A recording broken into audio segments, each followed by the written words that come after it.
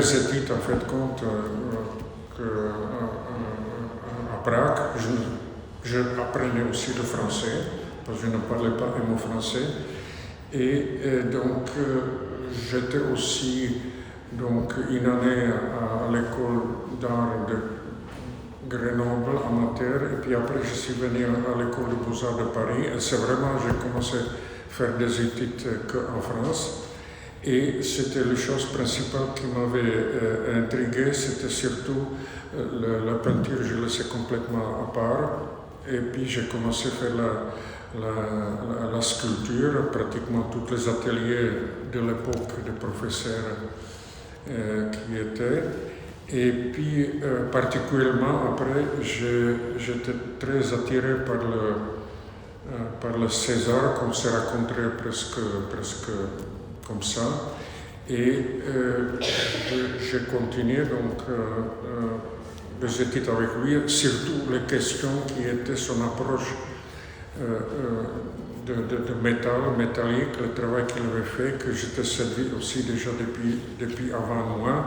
Et il y avait ce métier, comme Yann me disait aussi, qui m'a beaucoup intéressé, c'était la mécanique, le tour, fraiser, c'est des choses comme ça.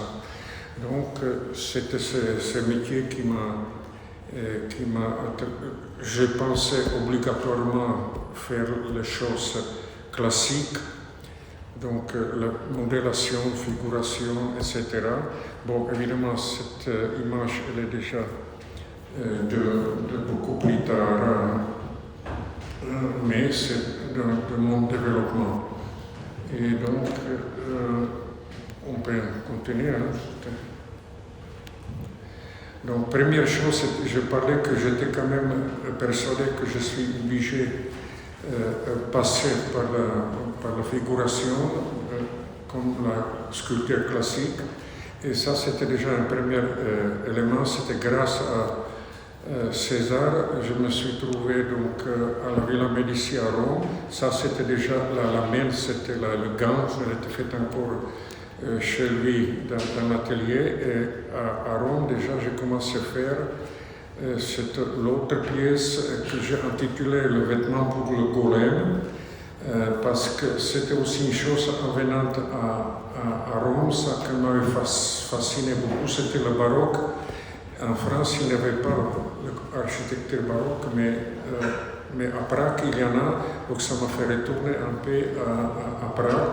Donc c'est pour cette raison-là, j'ai appelé ça vêtement pour le golem. C'est un personnage donc, très important, historique de Prague.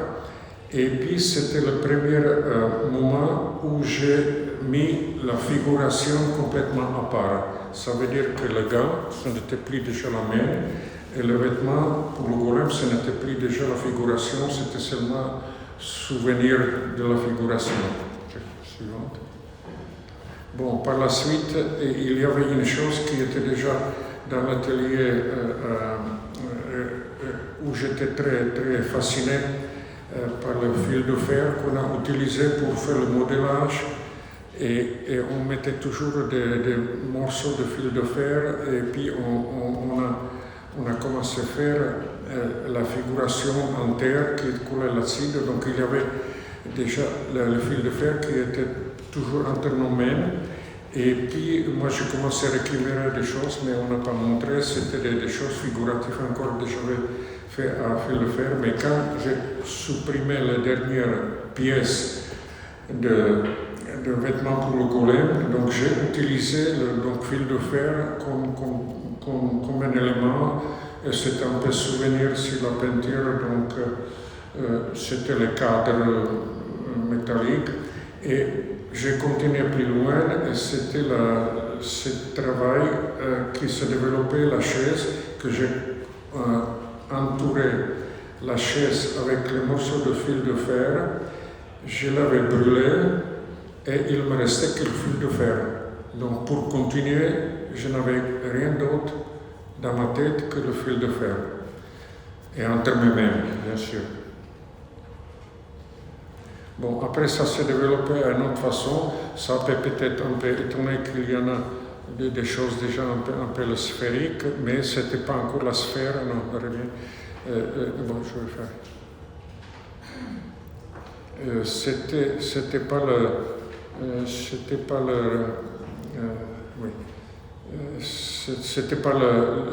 la raison. La sphère, c'était la boule en fil de fer, logiquement facile à faire. Donc, c'était la première chose dont je vais parler, c'était surtout quand j'ai étudié un peu théoriquement aussi le Rodin, donc il parlait toujours que la main, c'est l'intelligence de l'homme, donc j'ai commencé à le transformer à plusieurs façons. Ça, c'était le volume de main qui était, c'était plus la gamme, mais c'était transformer le volume de main à 5 éléments donc, de doigts et puis le reste de main. Après, c'était le parc qui était à la Villa Medici à Rome. Donc, j'ai transformé les proportions. Évidemment, c'est toujours la géométrie mathématique qui m'a fasciné. Donc, c'est des sphères qui sont roulées dans les longueurs et largeur du jardin et même les mêmes proportions d'épaisseur de volume de cette fil de fer. Elle était dans la même proportion comme cette longueur et largeur. Bon, après la suite, il n'y a plus rien d'autre qui était sous mes mains. Donc, c'était le fil de fer. Et le fil de fer, j'ai commencé à faire, par exemple, des sortes avec un outil qui est au-dessous, pour percer, tout bête. Et j'ai commencé à tourner et enrouler toujours un certain nombre de fils de fer. Et puis là, à côté, il y a le développement théorique, comment on peut le développer. Après, le travail qui est à côté, que j'ai appelé tressage, mais c'était au fait un retour quelque part dans mon enfance d'enfant qu'on a fabriqué pour le Pâques, des sortes de bâtons comme ça avec des morceaux de bois. Et c'était le symbole de Pâques. Il y avait des ailes, il y avait cette Pâques. Et puis là, je l'ai développé, cette histoire, cette tradition, en prenant le nombre de fils de fer, parce que pour commencer ça, il faut avoir au moins 3 éléments, 3 fils de fer. Et j'ai rajouté toujours un autre, 4, 5. J'ai développé la quantité de possibilités de tressage. Elle a augmenté sans arrêt. Donc j'ai continué jusqu'à à peu près 15 fils de fer, cette fois-ci de même diamètre. Et puis après j'ai arrêté, mais en laissant le travail qu'elle peut se développer et continuer plus tard par n'importe qui d'autre. C'était ouvert. Donc c'était le travail. Tressage, elle restait ouvert. Torsion, non, elle s'est arrêtée avec la machine qui était au-dessous, accrochée. Bon, ça c'était encore la suite de travail qui s'est développé à Rome. À Rome, toujours, c'était la sorte qui rapproche aussi un peu à la très géométrique. C'était universalité de 81 cm carré. C'était le morceau de triangle carré et puis le rond qui c'était de même superficie 81 cm², et se développait jusqu'à que ça arrondissait. Évidemment, il a fallu beaucoup plus de matière pour le carré, pour le triangle, pour le rendre pour le même rondeur. Donc ça, c'était déjà développé à Rome. Et puis même s'il y a des pièces qui étaient en 3 dimensions, mais ça c'était encore donc la suite de cette que j'ai utilisé fer plat. Bon, par la suite, quand j'ai rentré de Rome à Paris, donc évidemment j'ai pas perdu complètement au contraire, j'ai toujours de très bonnes relations avec César. Et je me suis posé la question comment je peux continuer ce travail-là. Donc j'ai pris cette gamme de cette fil de fer que j'ai agrandissé en diamètre par le nombre. Et cette gamme-là, elle était présente ici. Et c'est que j'ai commencé à utiliser quelque chose qui m'avait déjà attiré, fasciné, même déjà comme un enfant, parce que mon oncle, il était maréchal. Ferrand, hein, il était forgeron, mais pour mettre les chevaux. Là. Et puis j'ai commencé donc à faire le travail qui s'est développé donc, avec la forge manuelle, avec une enclume et puis un marteau. Et j'ai commencé donc à chauffer des morceaux de fer différentes, ça s'est développé encore à d'autres façons. Et cette fil d'abord, j'ai commencé à écraser sur la longueur et seconde ou des choses comme ça, ou vers les pointes, etc., où la transformation numéro 2, il était dans le sens le contraire, que je commençais à écraser dans le sens vertical. Donc ça c'était l'autre continuation. Bon, ça c'était encore un travail qu'on avait fait un peu avec une équipe et c'était la convention d'un mètre. Donc on a essayé de trouver la façon comment faire la convention d'un mètre.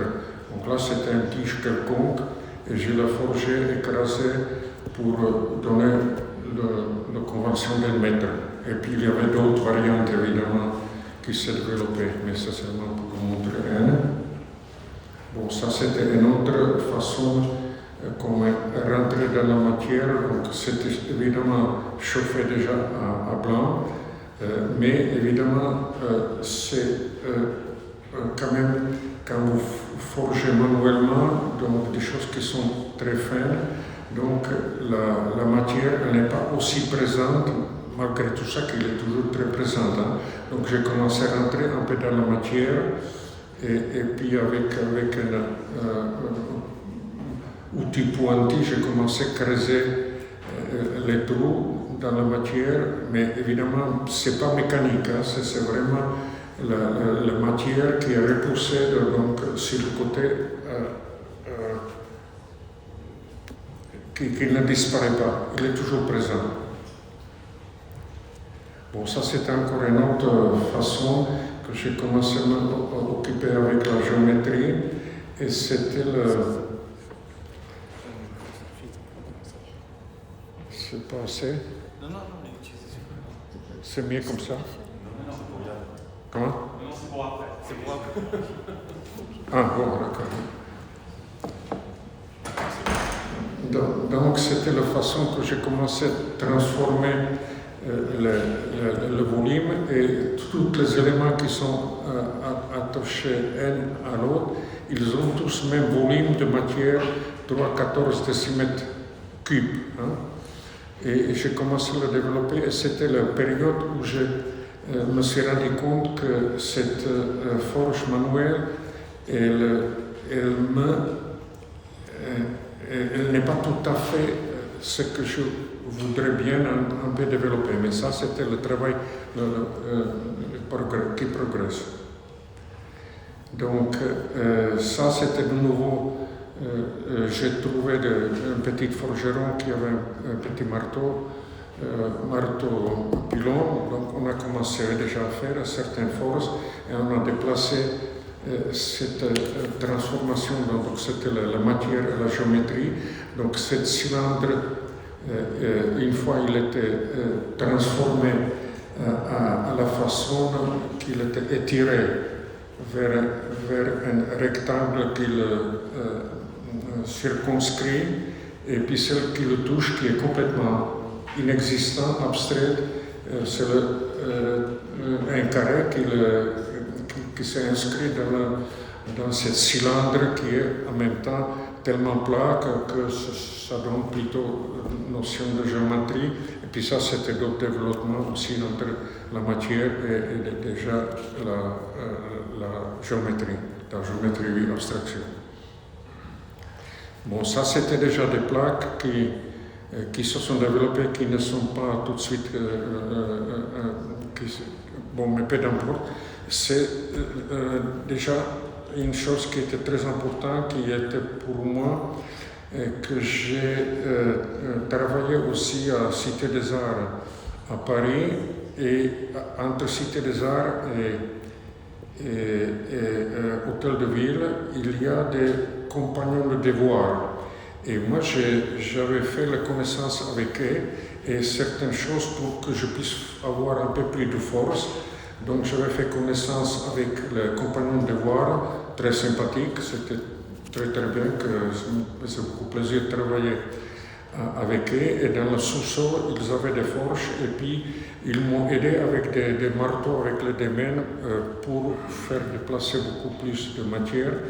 Et donc, j'ai continué à faire des formes un peu plus importantes. Et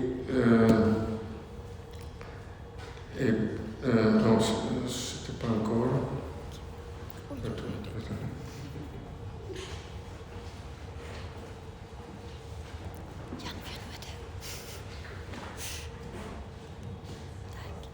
Voilà, ça c'est déjà. Mais bon, pour arriver, donc, pour arriver à ça, donc j'avais besoin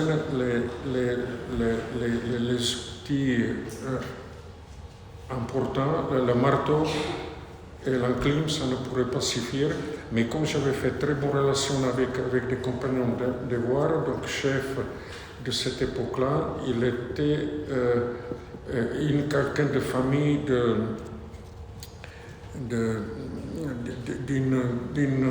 d'une grande usine forgeron à Montreuil, qui n'existe plus bien sûr.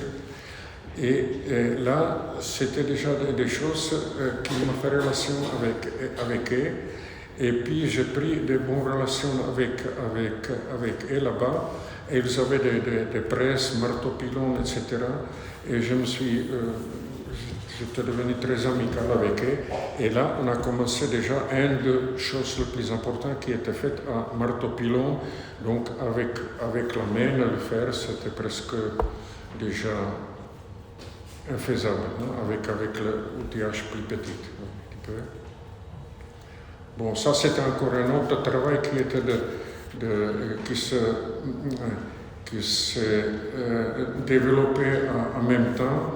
Ça c'était un symposium à Regensburg en Allemagne comme invité. Donc ça j'ai commencé déjà à utiliser une autre façon, donc oxycoupage des gros éléments qui étaient oui, plus de 3 mètres hauteur.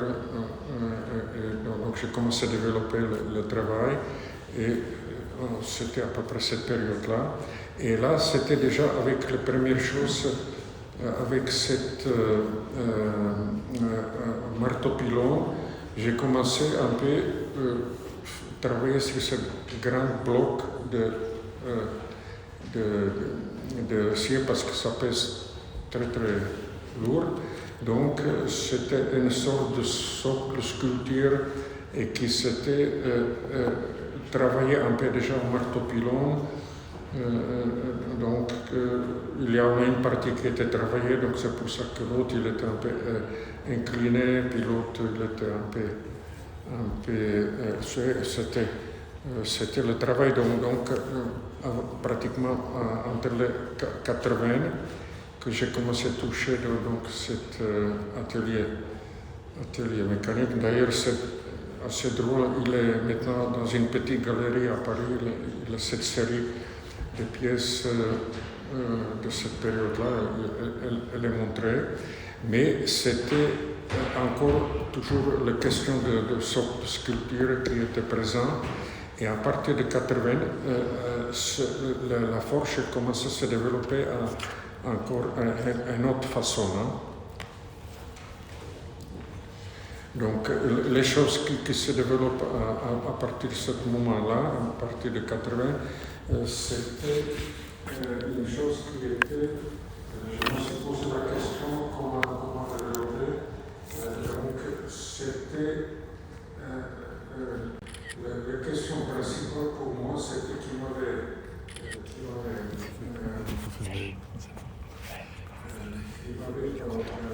vraiment attiré, c'était la question, je me suis posé la question, qu'est-ce que c'est la sculpture? C'est pour ça que cette sorte de sculpture que je travaillais pour le civil, la sculpture c'est quoi? Et puis, donc, je m'intéressais beaucoup évidemment pour créer. Et pour créer, par exemple, il avait beaucoup de théories aussi, des bouquins que j'ai lus, j'ai beaucoup apprécié comme artiste, évidemment. Et lui, il développait, par exemple, des idées en disant la sculpture, c'est quoi? Donc, on enlève la matière, taille de pierre, on enlève, ou bien avec la terre, on ajoute la matière. Et je me suis dit, non, là, il y a la matière de fer ou d'acier, et il me permet de faire autre chose. Ça veut dire que je prends une forme quelconque de matière, comme tout à l'heure on a vu des sortes de blocs qui se développaient à une autre forme. C'est toujours la même question de matière. Et donc ça veut dire que je prends une forme de matière et je le forge à une façon avec le marteau-pilon, des choses comme ça, dans une autre forme, mais la matière, il reste toujours pareil. Théoriquement, bon, c'est pas par le milligramme de matière qui se brûle dans le fait. Et une chose qui m'avait aussi après fasciné, qui s'est développée, c'était que ce qu'on voit, c'est la matière brute. Mais quand vous commencez à le forger, vous le chauffez à blanc. Et ça n'a rien à voir avec la fonderie, etc. C'est pour ça que je n'étais jamais tellement attiré par la fonderie, mais c'était la forge. Et donc, toutes les pièces, elles étaient transformées d'une forme à l'autre forme. C'est voilà, même la pièce qui paraît comme une espèce de bloc, c'est un cylindre, tout simplement, qui était transformé à cette forme-là. L'autre, c'était une cône qui était transformée. Et donc, le principe que j'ai développé à partir de cette 80-là, c'est transformer d'une forme à l'autre forme sans faire perdre la matière. C'est le contraire, ce que je disais pour créer, c'est la sculpture, c'est on enlève la matière pour on ajoute la matière. Donc c'était une autre façon, à ma façon de voir qu'est-ce que c'est la sculpture. Bon, tout ça c'est un peu le même principe de ce développement d'une forme à l'autre forme. Tout ça c'était aussi la même chose. Là peut-être ça peut paraître un peu étrange pour que ça devienne tout d'un coup toujours un peu arrondi ou des choses comme ça, mais ça on peut voir ça commence déjà un peu devenir une sorte de forme qui était composée plus ou moins 1, 2, 3, 4, 5, 6 pièces qui étaient un peu entaillées dans un cylindre, et puis ça donnait une sorte de boule qui était d'origine transformée de cylindre, par exemple. Bon, là, c'est déjà des cylindres qui étaient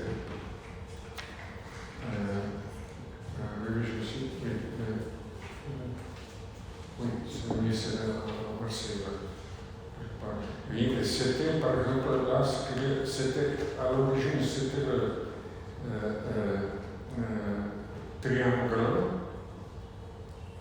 triangulaire, une espèce de cylindre triangulaire, et à l'intérieur, j'ai découpé des trois spirales. Et donc, j'ai renversé la forme complètement, que le triangle, il était devenu cylindrique quand il était forgé. Donc, évidemment, toutes les pointes, qu'ils sortaient plus vers l'extérieur de chaque côté. Et par contre, la petite spirale, qui était aussi en trois lignes, elle était transformée à la forme d'origine triangulaire. Vous voyez, c'était un renforcement de la géométrie. C'était pour moi très, très important. Justement que ça c'était étrangement aussi la géométrie, elle est présente. À millimètre près, on peut dire. J'exagère. Bon, après ça, c'est encore une autre chose que le travail s'est développé là. Maintenant, c'est un peu, on a sauté un peu en avant, mais peu n'importe. C'était surtout, ça s'est développé de la sphère, mais à un moment, ça s'est un peu arrêté. Et il y avait, ça, j'appelle ça le toupie, et il y avait une chose, c'était comment dirais-je, c'était les choses qui étaient, par exemple, on a parlé on disait toujours, il y a plus, moins, yin, yang, des choses comme ça, c'était des choses comme ça, qui étaient toujours opposées, opposées à l'autre. Donc c'était une sorte d'utopie pour moi qui s'est développée. Donc c'était une série de travail qui s'est développée encore avant, qui m'a fasciné. C'était aussi surtout pour un des droits. C'est déjà une chose parce que dans les religions, yin et yang, par exemple, chez l'Asiate, c'est seulement plus, moins, etc. Toujours opposé. Après, c'est seulement religion, non pas laquelle, mais c'est toujours, de toute façon, la pointe qui se trouve au-dessous. Donc là, je voudrais avec le marqueur rester dans cette question plus et moins, parce qu'ils s'étaient toujours opposés d'un côté à l'autre, même la forme quelconque qu'ils ont. Si celui-là il avait l'air un peu carré, celui-là il était un peu 1, 2, 3, 4, 5, 6, 7, c'est exactement qui était repoussé. La forme, elle était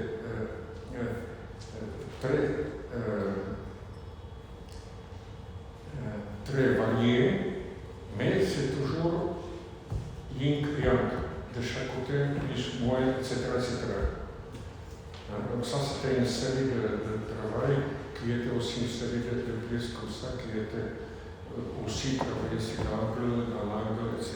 Donc ça, c'était une série de travail. Cette pièce, elle a à voir à Paris, dans une galerie dans le 5e arrondissement. C'est une exposition qui s'appelle Feu. 200 euros. Donc ça c'est déjà un développement aussi que dans cette approche-là, ça c'était plutôt des reliefs que j'ai formés. Ça c'était donc une autre façon de développement, mais bon, qui était toujours parallèle aussi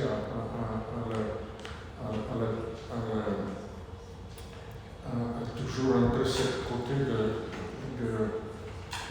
développement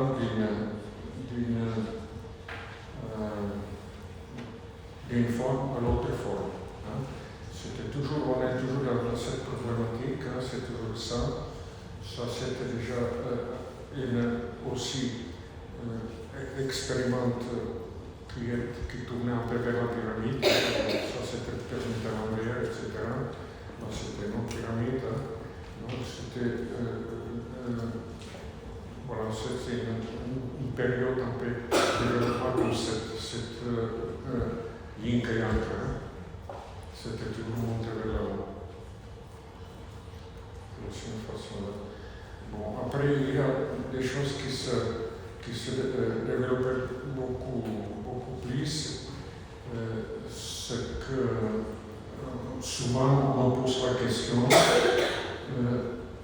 pourquoi la sphère, mais de toute façon, quand c'était la forge, il y avait cette quantité de formes, donc évidemment, transformer d'une forme à l'autre forme, des fois, c'était très difficile à réussir, parce que c'est une chose qui est essentielle, et ça, justement, c'est surtout ici qu'il faut développer, c'est-à-dire quand vous, et il faut être très clair que quand vous chauffez cette masse de matière qui est déjà une certaine importance, hein, c'est pas une tige que, bon, ça évidemment c'est la même chose, hein, ça se présente là-bas, le bout de fil de fer, le fer il est noir, vous le chauffez, il devient jusqu'à blanc, jaune, et quand vous le forgez,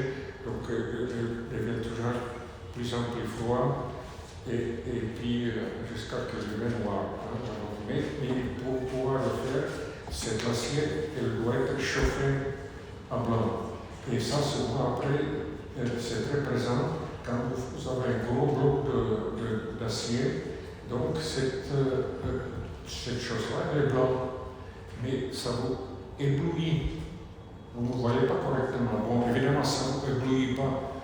Dangereusement, ce n'est pas comme Galilée qui est pratiquement devenu mort parce qu'il a regardé le soleil trop haut, mais ça, ce n'est pas aussi fort comme le truc, mais quand même, malgré tout ça, vous ne voyez pas correctement. Donc, moi, ce que j'ai commencé à forger, et des fois, ce n'était pas complètement content de la forme, donc j'ai commencé un peu à le transformer à une autre forme, où je l'ai retourné à la forge, etc.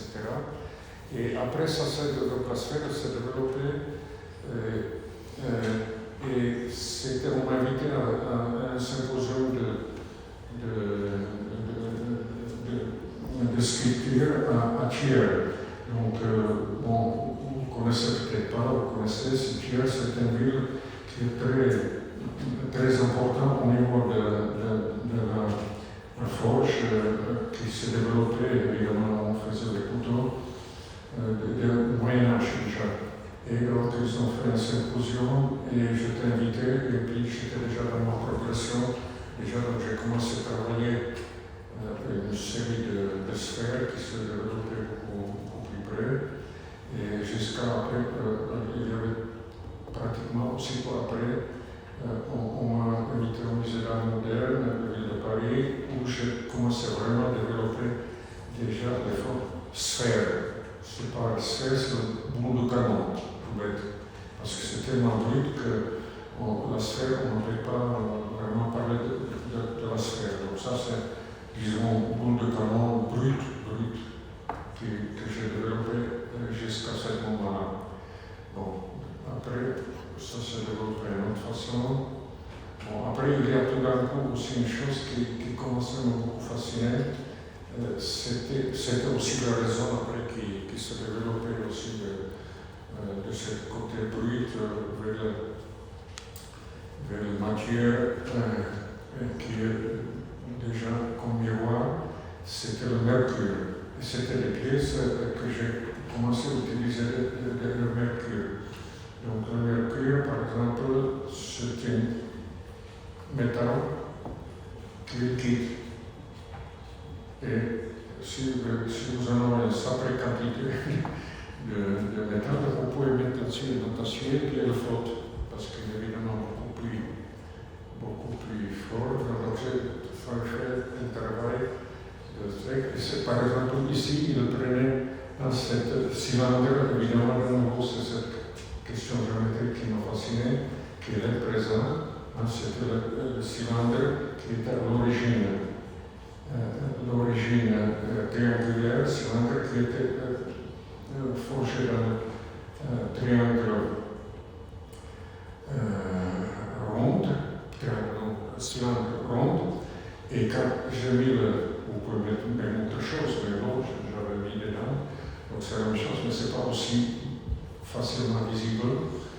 j'ai mis le mercure, et le mercure, il garde cette forme triangulaire d'origine.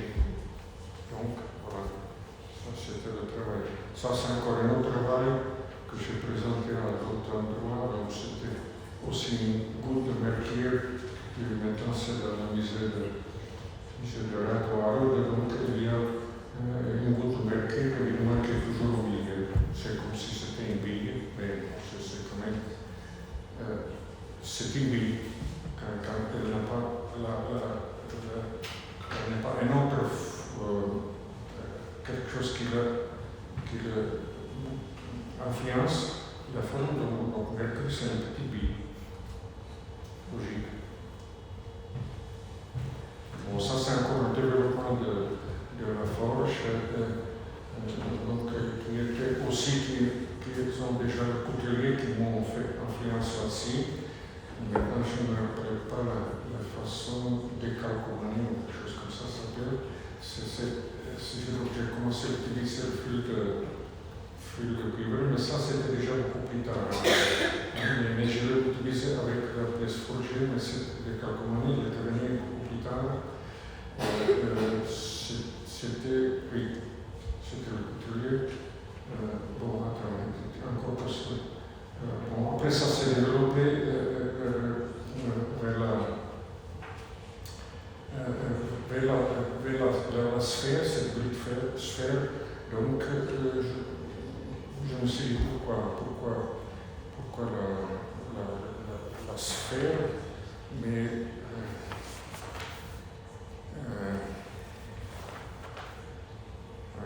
oui.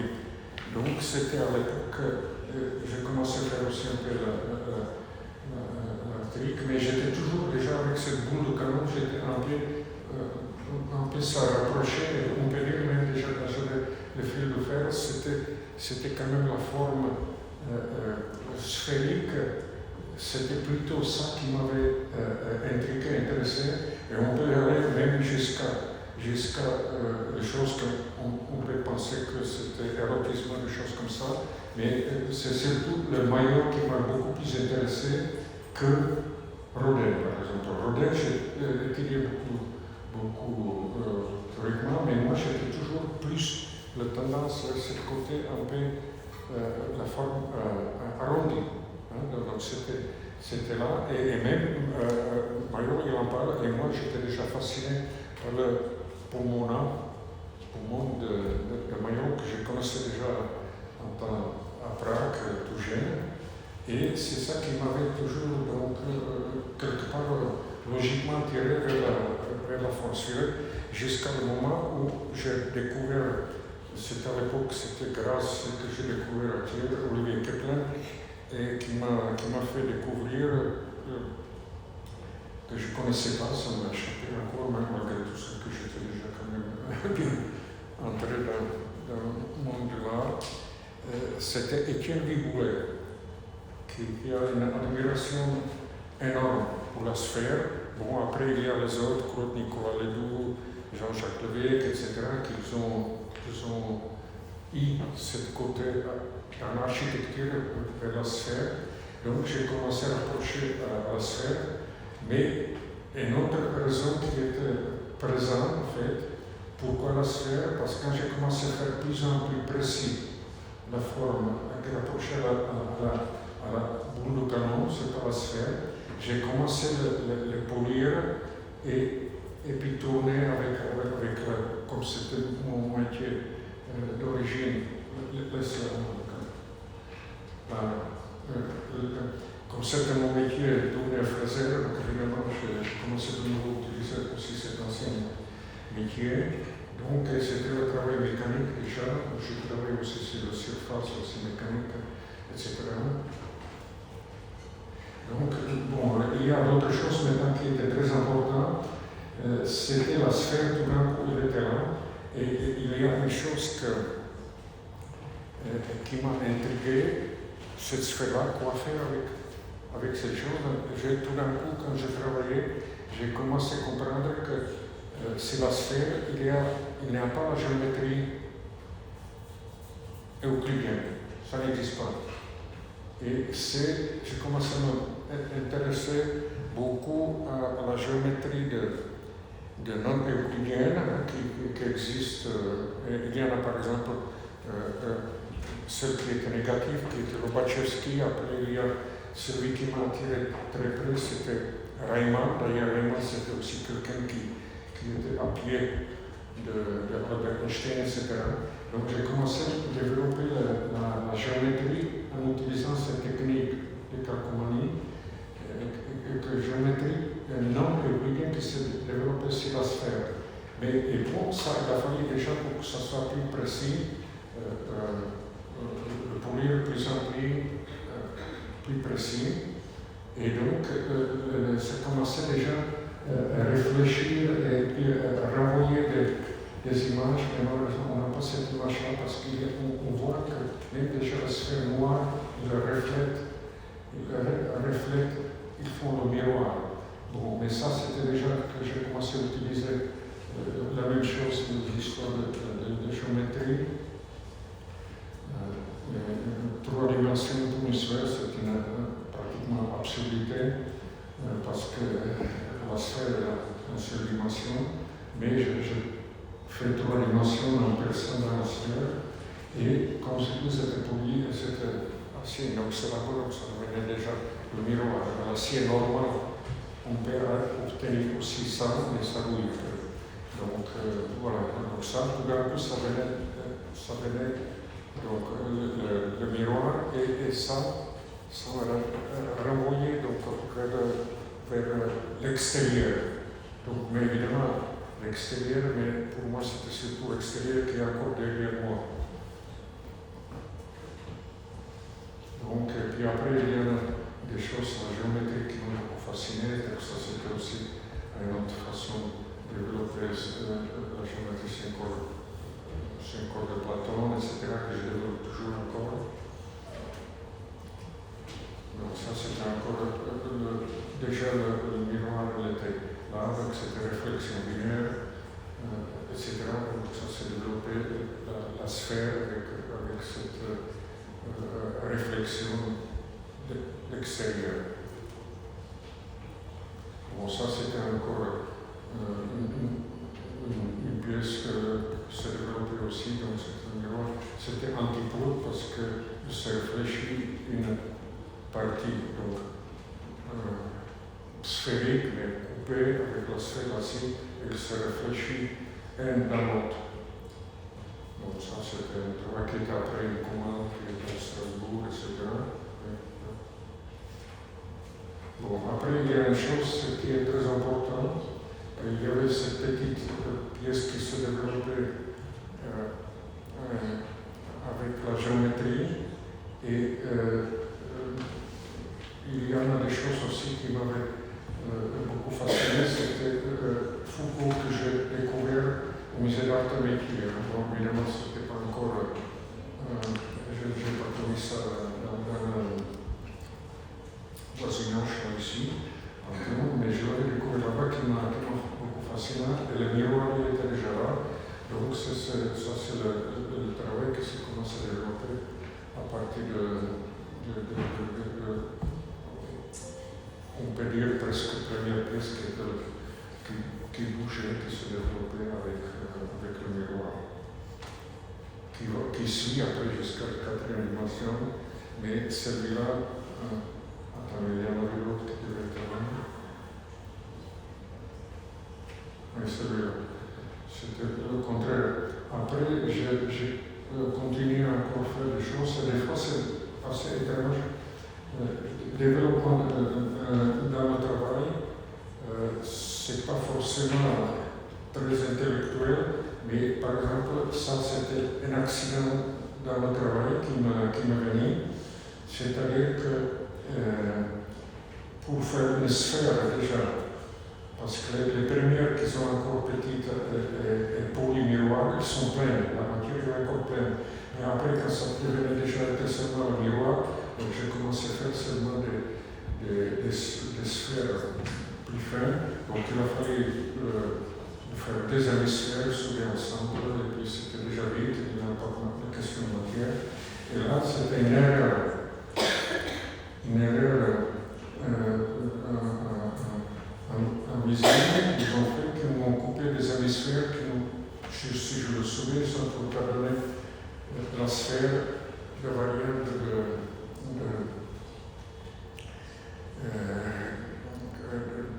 que je voulais reprendre encore de cette chose précédente.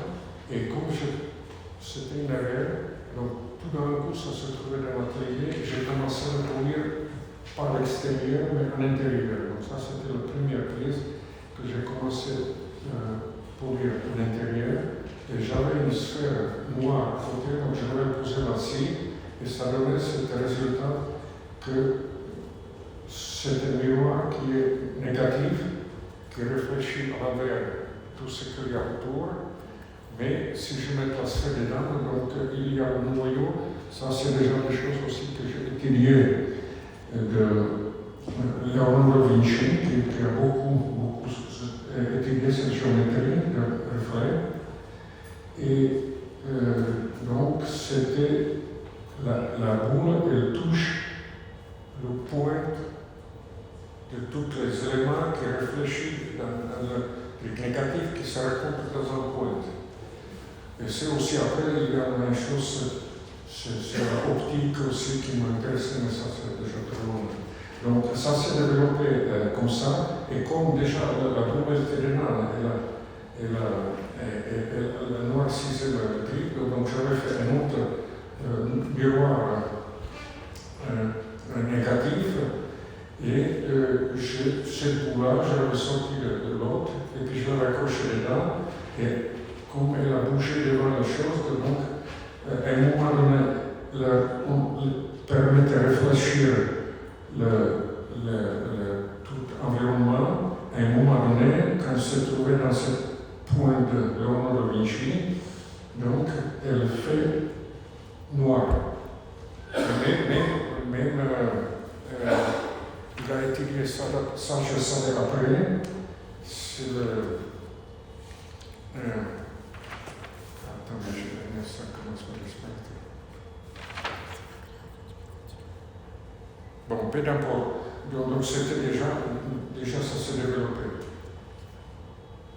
Bon, ça c'est une autre façon de travail que j'ai appris à l'époque à Badria, mais je ne vais pas rentrer dans le détail, mais cette lumière qui projetait et qui évidemment revenait sur le symbole de la ligne. J'ai appelé ça Badria, par hasard je me suis trouvé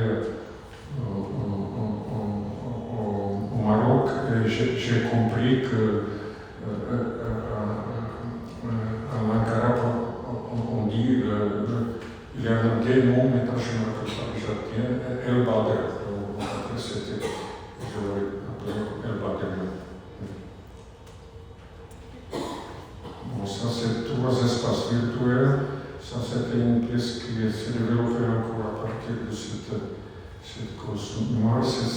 C'était trois formes courbes, sphériques. Une elle était sphérique, l'autre elle était un peu comme ballon de rugby, et l'autre, le troisième, elle était comme une lentille, un peu rapprochée à la lentille. Et chaque fois, ça reflète complètement l'environnement différemment. Donc cette pièce-là, c'est pour moi un des plus importantes pièces que j'avais fait, qui se trouve maintenant à musée Albertino à Dresden, donc je pas mal fréquenté aussi. Et là, il y a aussi un musée de géométrie physique qui m'a beaucoup inspiré, intéressé. Donc voilà, ça c'est un développement des pièces. Oui. Voilà, ça c'est l'horizon des événements, j'appelle ça aussi. Ça c'est évidemment la question de trou noir que j'ai aussi développé à certaines époques. Mais l'horizon des événements, c'est ici, c'est toujours l'image qui reflète elle limite cet horizon. Parce que la sphère, elle reflète seulement une partie de l'environnement, celui-là seulement le sol, et puis celui-là là-haut, etc., déformé, l'équipement, etc. Voilà. Bon, ça c'est un autre travail. C'était donc le travail précédent avec la boule noire, s'est développé avec la boule dorée, parce qu'on m'a invité pour une exposition à Pise. À Pise, évidemment, c'est le ville natal de Galileo Galilei. Donc, moi, ça m'a un peu rigolé, intéressé, comme c'est la boule qui bouge à droite de l'oreille, évidemment, parce qu'il a regardé tout le soleil. Malheureusement, trop. Et puis, donc, Galileo Galilei, c'est le mouvement à la retour, c'est de façon différente. Et puis, bon, je l'avais présenté aussi à l'aéroport à Pise, etc. C'était l'exposition pour le Galileo Galilei. Bon, ça c'est encore un autre développement de ce travail de ce balancier devant le miroir, etc. Parce que là c'était un peu géométriquement un peu développé, donc je l'ai appelé des points parce qu'il y en a plus loin ce mouvement qui se fait. Bon, là ça c'est tout noir. C'est le distorsion vision, c'est quand vous regardez, ça se déplace différemment pour voir une fois il y a le point qui reflète d'un côté un peu plus foncé, de l'autre côté plus clair, etc. Mais on peut le fabriquer nous-mêmes, des tailles aussi, de ces pointes. Donc ça joue aussi avec le mouvement de la personne. Oui, ça c'est une autre façon. De dimension, etc. Bon, là, ça c'est des concaves convexes. J'ai commencé déjà à utiliser, à développer la question qu'est-ce que ça veut dire le mouvement concave convexe, parce qu'évidemment la sphère, c'est une réflexion convexe. Et quand on a commencé pour lire de l'autre côté, donc c'est concave convexe. La sphère c'est concave et puis le truc de l'autre côté c'est convexe. C'est pour ça aussi que j'ai commencé à développer dans les années 1900, déjà 84, 5, ça s'est commencé à développer. Donc ça c'était aussi une question concave convexe qui était sur le miroir et il a reflété une fois l'environnement normal à une fois en l'air. Parce que c'était concave convexe, évidemment un reflet différent. Voilà, c'était ce chemin que j'ai étudié aussi, qui connaissait déjà Laura Da Vinci, qui connaissait bien cette question de reflet de concave convexe, la sphère et puis le négatif, positif, etc. Oui, je vais étudier un peu chez lui. Oui, vas-y. Elle était aussi couchée. On m'avait dit, je suis né, j'étais droitier. On m'a forcé quand j'étais petite. Ça, c'est déjà des choses de développement. Le mouvement, le miroir, souvent ça s'est développé pour quatrième dimension, c'est tout le mouvement. Ça, c'était une chose qui se développait. La cour suivante qui était faite, on m'a invité pour une exposition au musée de la Poste, donc c'était spécialement pour cette musée-là. J'ai développé cette pièce à quatrième dimension.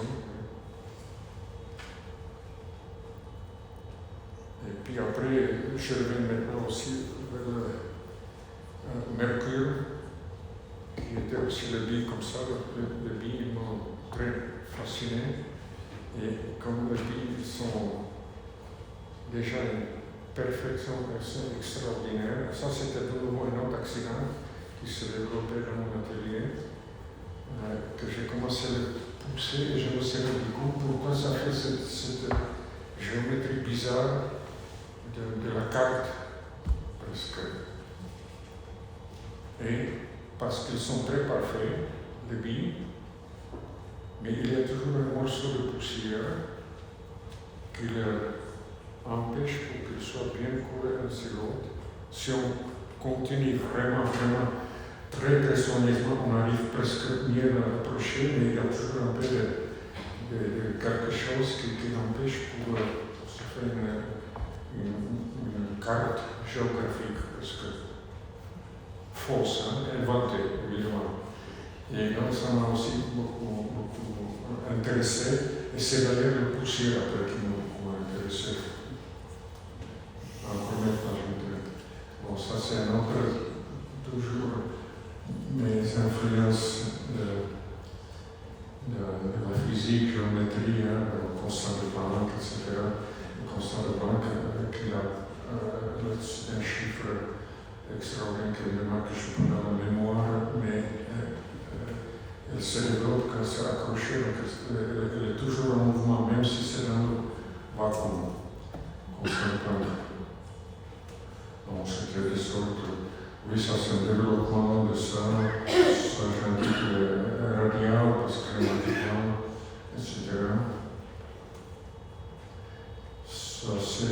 Ça c'est un autre développement de cette pièce-là que j'ai intitulé Hommage à Santini. Et Santini, ça c'est un architecte qui était d'origine que je découvre seulement après quand j'étais en France d'ailleurs, quand je l'ai fait un peu, parce que je ne connaissais pas la République tchèque pratiquement, Tchécoslovaquie, je ne connaissais pratiquement pas avant de venir en France, entier. Et j'ai découvert donc Santini, c'est un architecte qui est d'origine tchèque, mais de la famille italienne qui a ramené le baroque italien, en fait, compte à Prague surtout. Prague, c'est le mélange architecture gothique et baroque. Donc, c'était ce Santini qui m'a beaucoup fasciné parce qu'il a repris dans l'architecture baroque très particulière, c'est spécial, c'est seulement en Bohème. C'est son architecture baroque, il a repris le principe gothique. Donc, il m'a beaucoup fasciné pour ça. Ça, c'est un travail qui a été fait pour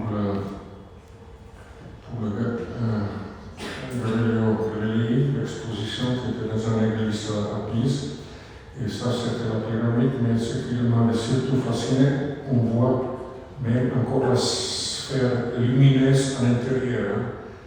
Et elle ne va pas dans la pointe du triangle. Ça, je reviens presque sur le travail que je vais faire.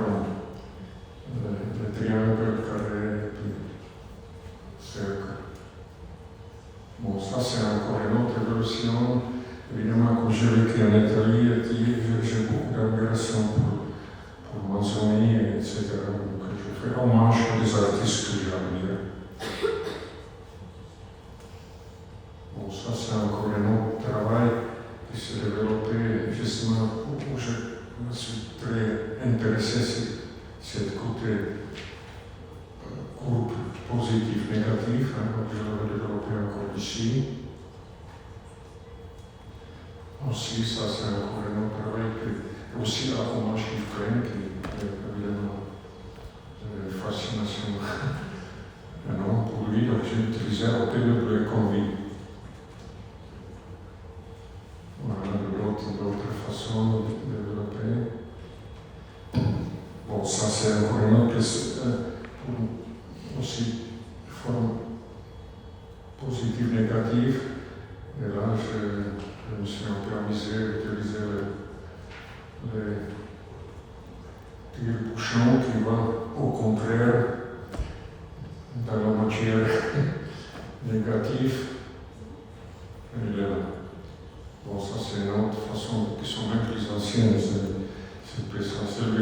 plus récentes, mais les autres, ils doivent dater déjà beaucoup plus anciennes, donc c'était toujours un peu la question de molécules, un peu le retour sur le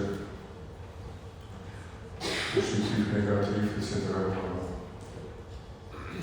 Bon, ça s'est développé encore d'une autre façon, ce travail-là, c'est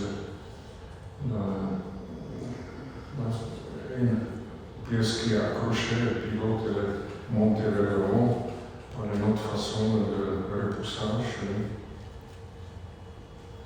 Bon, ça c'était encore l'évolution de ce travail-là, Planète magique, intitulé, qui a plusieurs variantes, des choses comme ça. Celui-là, elle reflète le ciel, et puis pas celui-là, mais il y a une autre variante qui est la lumière, qui est la nuit, ça c'est. Comment dire ça? Oui, c'est clair, hein? En bas, et puis noir, le ciel sopra, là-haut. Bon, ça c'est le dernier travail que nous, j'intitule 5 heures de Platon, et puis oui, ça s'est développé tout récemment. C'est le dernier travail que je suis en train de faire, qui se développe encore d'un autre travail que peut-être je vais montrer, c'était surtout des choses en extérieur que j'ai commencé à utiliser. Le maquillage n'existe pas, c'est le transparence en fait, qui s'est développé à une autre façon à partir de cette matière qui a disparu. Oui, bon ça. Voilà, ça c'était une ancienne commande aussi, comme ça, je montre ça un peu. Ça c'est en Normandie, là, au Havre, cette pièce-là.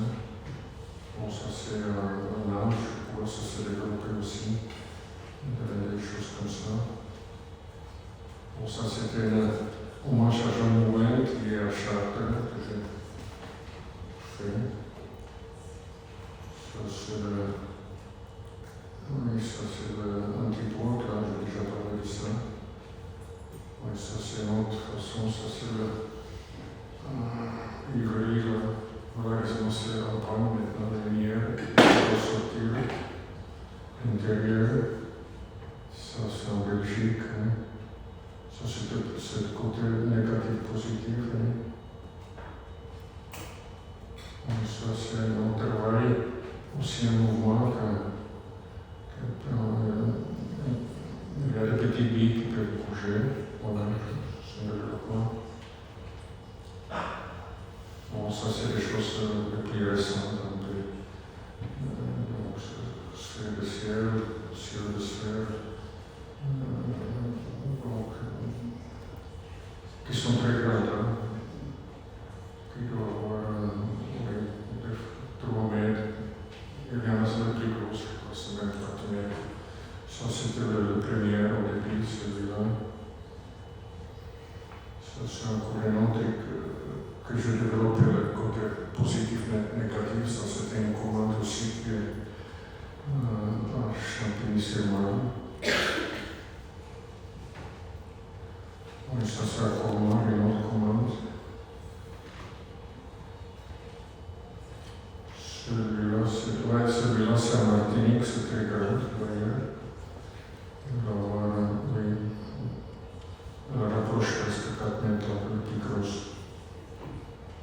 Ça c'est le premier. Oui, celui-là c'est le plus grand, pratiquement 4 mètres. Ça c'est en Suisse. Oui, ça c'est encore un autre travail qui était développé il n'y a pas longtemps. C'était une commande qui était faite à une entreprise à côté de Strasbourg.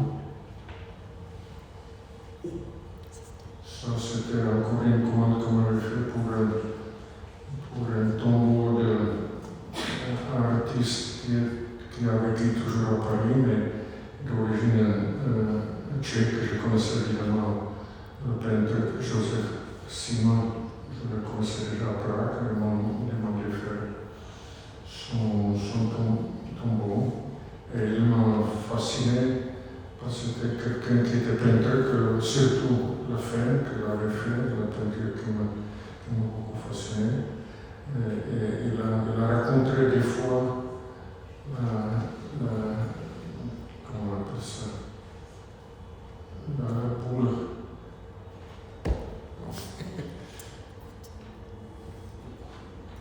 Bon, mais j'ai commencé à fatiguer. Boule.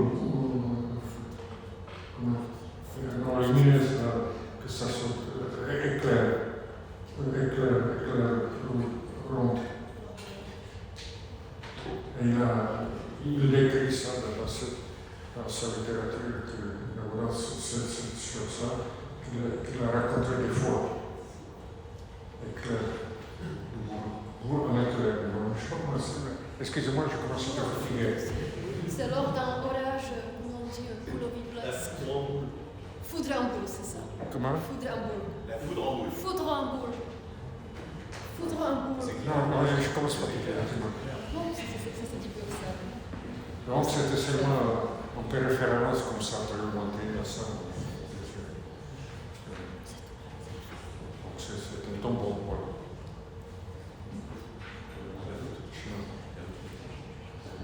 Pardon? Il y a d'autres images. Là? Il y a d'autres images. Bon, je crois que c'est fini. Merci.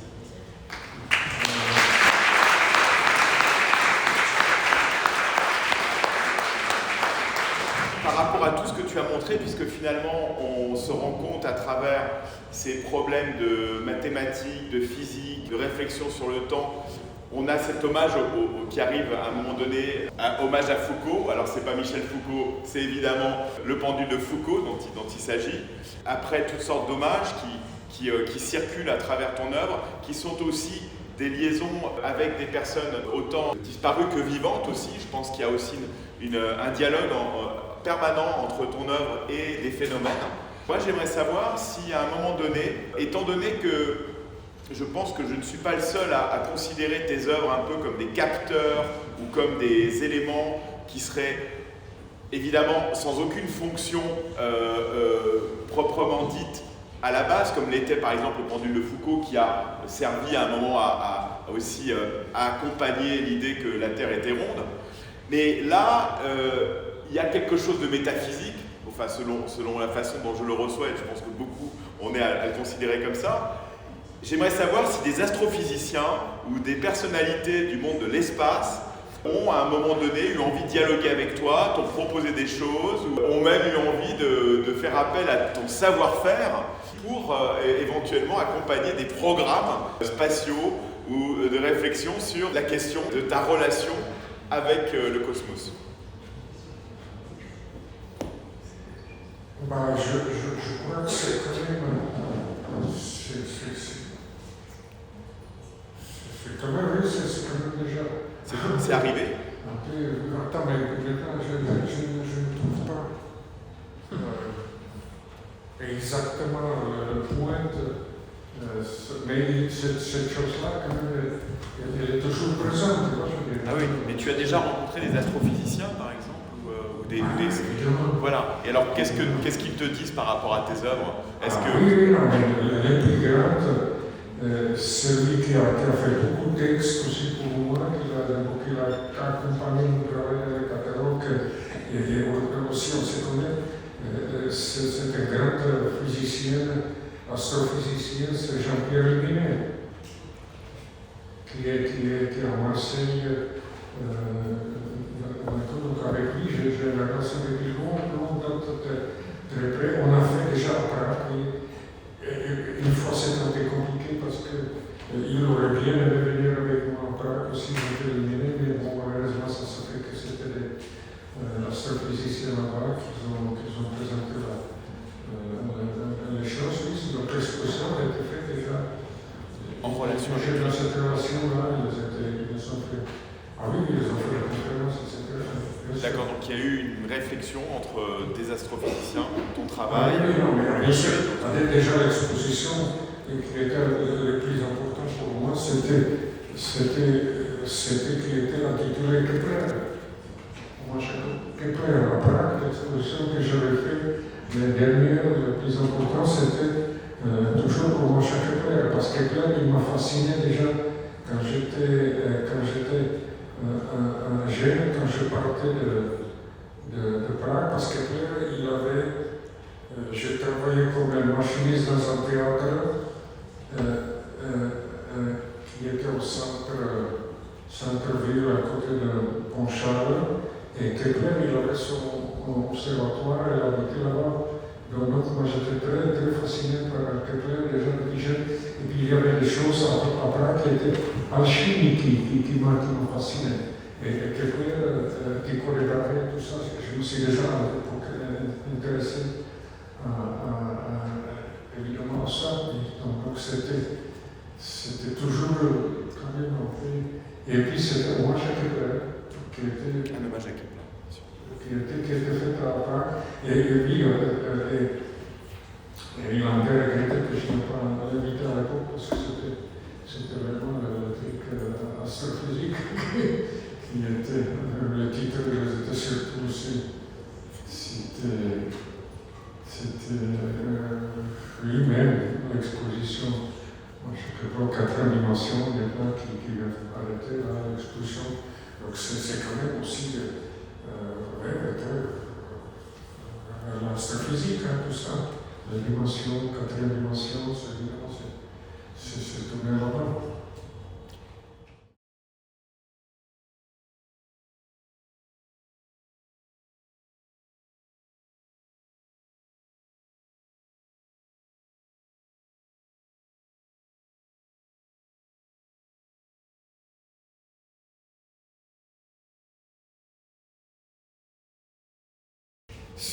Évidemment, bon, moi je me considère plutôt quand même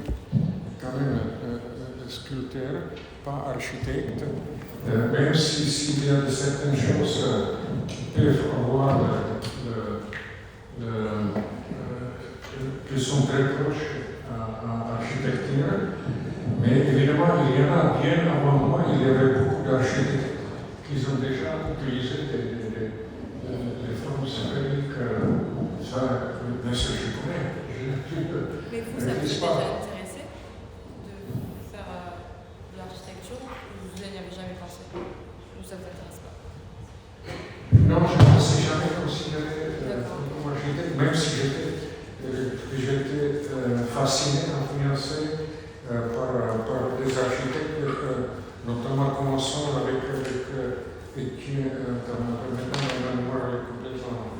Étienne Boulet, c'était un architecte, à mon sens, le plus important, mais il n'y avait jamais aucune construction qui existe pratiquement, à part quelques bricoles comme ça. Après, il y en a celle qui était à côté, Claude Nicolas Ledoux, Jean-Jacques Lévesque, etc. Donc, ils ont construit surtout Nicolas Ledoux, le truc à Paris, à Stalingrad, c'est déjà ça, mais il y en a aussi.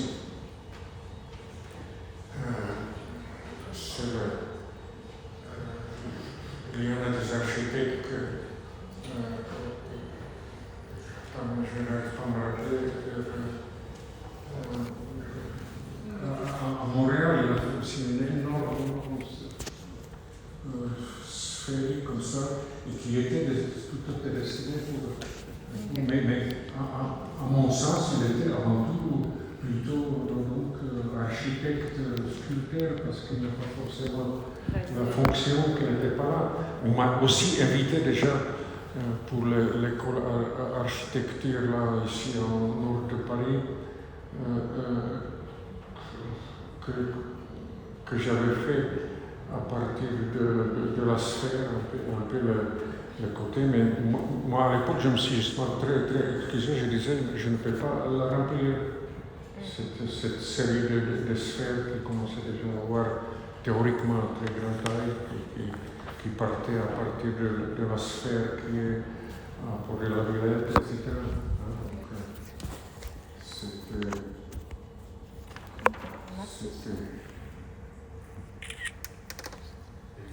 Donc, c'était donc évidemment, j'ai beaucoup de respect pour les architectes.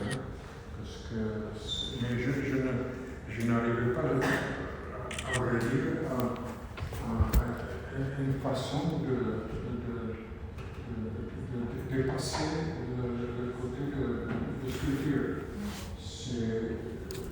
J'ai commencé à faire avec la peinture, j'ai commencé à faire la sculpture, j'ai laissé complètement la peinture. Non, ça j'ai jeté. Ok. Toutes les couleurs, tout ça, c'est par hasard que j'utilise, mais je le jetais. C'est surtout une chose qui m'a beaucoup inspiré quand je suis en France, c'était le peintre messager. Vous voyez qui c'est? Il est très très grand, le peintre pour moi français. Il n'est même pas, à mon sens, suffisamment connu. Et il a fait toutes les trucs qui étaient figuratifs, il a fait disparaître. Mais moi, j'ai complètement. Je l'ai déjà apprécié toujours parmi un des rares peintures messagers. Par exemple, je dis ça comme ça. Mais c'était. Et puis maintenant, je me trouve dans la période que je ne pouvais même pas m'imaginer passer aller au-delà de la sculpture vers l'architecture. Ça se touche évidemment quelque part parce qu'il y avait beaucoup d'architectes qui ont fait même des phénomènes de ce fait de sculpture. Non, bien sûr. Ça, c'est sûr. Merci beaucoup. Merci.